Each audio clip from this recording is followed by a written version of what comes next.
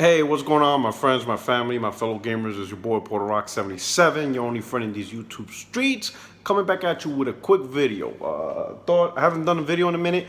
Been real busy over the last couple of weeks. I've been preparing for my move back to the United States. I have orders to California, Camp Pendleton.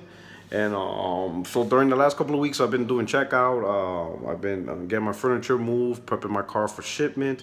And funny enough, I was able to get my furniture out, so I got all my furniture out of here, packed up. Shipping company picked it up. My wife left on Wednesday, and then the very next day, U.S. government put a halt on all official move for like the next 60 days. So now I'm stuck here in Germany with no furniture. My wife back in the States. And I can't report till June, so not too bad. Obviously military's gonna take care of me and stuff like that. Yeah, I don't want to go into details. But as far as the content on the channel goes, this is gonna delay my plans on getting my podcast up and running. I was hoping to be in California in April, get a new apartment, get my internet up, and I was hoping that by the end of April, I will be back and running and do a consistent schedule. But it looks like that's going to be delayed to June, right? So late June, early July is around the time where my podcast and everything should be back up and running. I'll do a podcast here and there, but as you know, the European time schedule between Europe and the States is difficult to get people together without me staying up really late and stuff. But, that's just how it is. So that's just a quick update on that respect. So June, July is when everything will start flowing again for this channel. Now, I want to talk about a couple of things. Horizon Zero Dawn going to PC, so it's official. I waited. I didn't want to address it the day of, because it was just banter. It's just a lot of banter and a lot of. It's funny because a lot of people with channels and stuff, they bash the console war, right? They attack it, they call it toxic, whatever. But then on their channels, and when they start reporting on gaming news, that's what they talk about, and that's the viewpoint on these things that they use. They use the console war viewpoint on these games and stuff. So it doesn't make sense that. You think the console war is toxic? You think the hardcore fanboys is a niche group of gaming? Then why so much focus on your channel and on the news and the podcast talking about it from that viewpoint when you feel it's not a good viewpoint? So what's my viewpoint on Horizon Zero Dawn? Again, people gotta understand, it's not the fact that the game itself. How can I put this so you guys understand? From a non-console war fanboy viewpoint, it's not about the game itself being played on another platform, right? For PlayStation gamers, the reason why PlayStation is such a popular platform and similar to Nintendo, right, is because, and I'll have to say at this point, Nintendo and PlayStation gamers are the only gamers left that see it this way. They view the platform as defined by the games that are on it, right? Primarily the first-party games, right? When you think of Nintendo, you think of Mario, Metroid, Zelda, yada, yada, yada. When you think of PlayStation, you think of the PlayStation exclusives, right? So when a PlayStation gamer buys the console, right, they're not buying a console because of hardware, because of T-flops, it has nothing to do with that, because those things are not PlayStation-centric items or features or characteristics. A CPU or GPU, that's just components. Especially now that the console is x86, those same components are in other devices, right? Ryzen, AMD, that's not what PlayStation is. PlayStation is the games, right? So when we buy the console and we know that this console is backed by first-party developers who work for the company that makes the console, we expect that these developers, these workers, right, they are focused on this product, right? We don't want to hear, PlayStation gamers don't want to hear that these developers that make games or that work for the company that makes the console are also making games for other platforms. Because then at that point, we start looking at it as, then why are we buying this console for? Why are we giving the company extra money, right, for their workers to work on other platforms that aren't giving them extra money. And that extra money is the console. So for example, PlayStation 5, we'll give, let's say it costs $500, right? So we're gonna pay Sony $500 for this console, yet the people that make games that work for Sony are also making it for PC, and the PC gamers ain't paying $500. So that's how we look at it. We're buying this console because we expect something unique. It's not the hardware.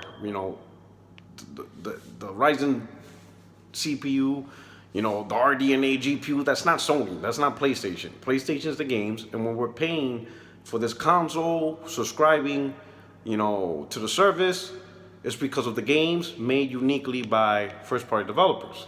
So the fear is, now I ain't gonna say fear, but from a consumer standpoint and PlayStation fan standpoint, if the developers are going to become multi-platform developers, and yes, if they were to make games day one on PC, they're a multi-platform developer, no different than EA. The only difference is they make hardware, right? If that's the case, then they just say so up front, so then the consumer can decide how they want to play these games, right? Doesn't make sense, to hide whatever your intentions is, right? Doesn't make sense that if we go out and buy the PlayStation 5 and then a year or 2 years after launch, you start say, oh yeah, we're gonna put games on PC day one, and you always knew you were gonna do that. That's not right for the consumer, all right?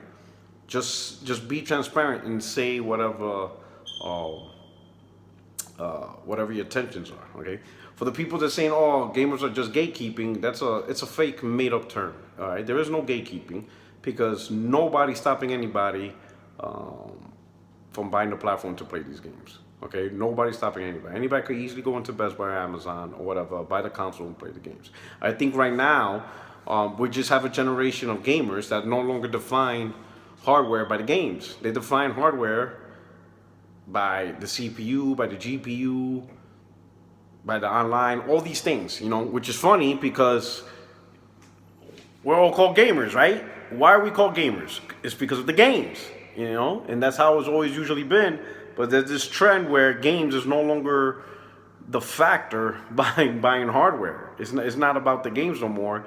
It's about other stuff, which doesn't make sense, because I always said features, hardware, CPUs, those things change. 1 minute you could have the most powerful console, and the next minute, say for example, Xbox Series X, right? A lot of people on the Xbox side are already saying that they want the most powerful hardware. That's why they're going to buy Series X. Well, let me ask you this.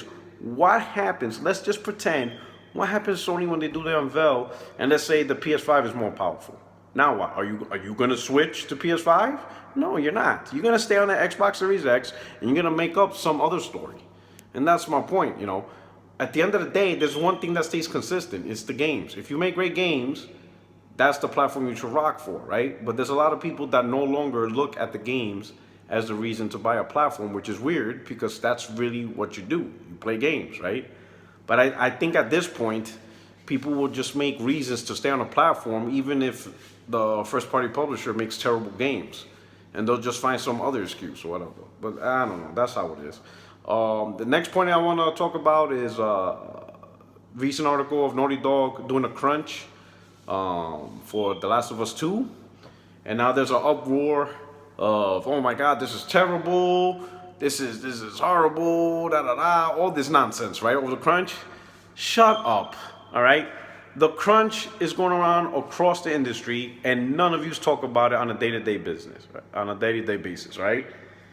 How come you didn't talk about this months ago with CD Projekt Red and other companies, right? Here's the reality, right? Majority of the people that are having a heart attack over the crunch are the ones that don't like PlayStation or are against PlayStation, right? They want their preferred piece of plastic to look good, and this is just ammunition to do it. That's all it is. Because if they truly were against the crunch and all these bad business practices, they would have mentioned it a long time ago. It would not be brought up now because of one guy on Twitter says something and now everybody wants to be woke.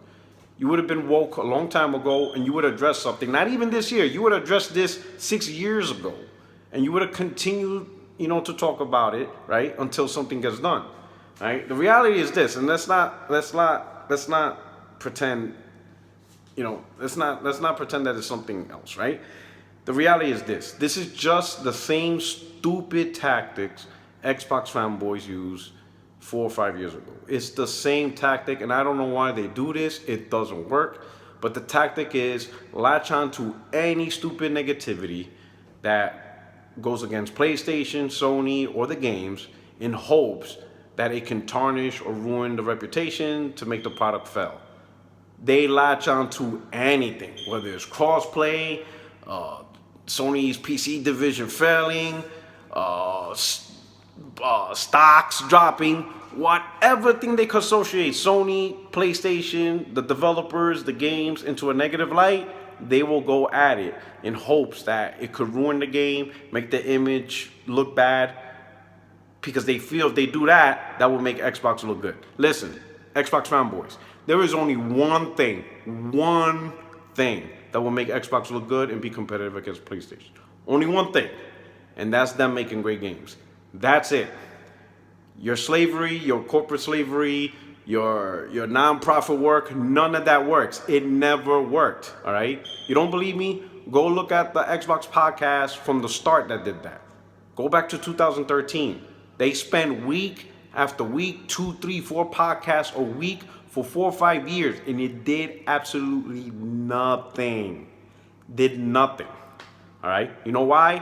Because during that time, while they kept talking negativity, just bringing up even the most stupidest topics to make PlayStation look bad, PlayStation was bringing games, big bangers. And what was Xbox doing? Bringing trash like Crackdown and God damn, and you know, all the other shit. I don't need to regurgitate every title. You want Xbox to be great? You need to focus less on bullshit things that you honestly don't care about, and demand better, right? Demand Microsoft to stop putting these passion projects as headliners and tell them to put big blockbuster AAA's Game of the Year level titles on nothing. It's okay to make passion projects, but then tell them don't make them headliners. Put the big guns out and get them out there. That's the only thing that's gonna help Xbox. That's it. You spending time doing non-profit work with these bullshit articles and bullshit, false, what you call outrage, and oh my God, no one believes you. It doesn't work, right? You need great games. You need great stuff. For example, Marvel about a month ago put out a statement that they're willing to work with any publisher to grab like an IP from the Marvel universe to make a great game. How about you spend more time trying to convince Microsoft to grab one of those? Because I guarantee Microsoft probably ain't even interested. Probably not even interested in talking with Marvel so they can have their own title. Maybe the Hulk. Maybe X-Men. Think about that. X-Men on Xbox. Custom console with the X. Series X, X-Men. It fits. It's great, right? Are they going to do it? No, they're not. They're too busy making passion projects for like $5 and hope it could blow up like Minecraft, right? So how about let's worry about the crunch on Naughty Dog and maybe, do something to Microsoft and push them to try to get IPs from Marvel, right? But you guys won't do that, right? And Microsoft won't do it. Just a thought, right? But anyway, let me know what you think. Hit me up in the comment section. This is your boy, Porter Rock 77. And who knows, maybe hopefully next week I could do some type of live stream, right? And talk to y'all live, okay? And do a little Q&A. But until then, hey, you guys take care. Stay healthy. Be safe. I wish you all the best in this trying times. And I'm out. Peace.